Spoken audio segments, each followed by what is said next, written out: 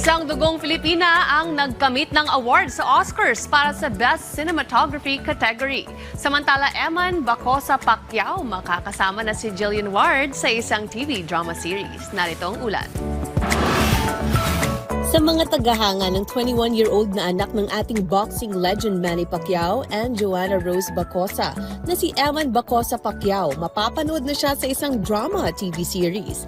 Inanunsyo ito kamakailan na ipapalabas na ang bagong drama serye kasama ni Eman rito si David Licauco, Jillian Ward, Kim Jisoo, Rahil Birria at iba pang mga celebrities. Nakilala si Eman sa kanyang paglahok sa Thrilla in Manila 2 fight card noong October 2025, kung saan napanatili niya ang undefeated record. Nag-headlines din siya sa kanyang paghanga kay Jillian Ward at ngayon makakasama na niya ito sa trabaho. Kinilala ang isang Filipino-American cinematographer na si Autumn Durald Arcapao sa Oscars nitong March 15. She made history dahil siya ang unang babae na nanalo ng Best Cinematography sa 98 Academy Awards. Siya rin ang first woman of color na nakatanggap ng parangal sa kategorya.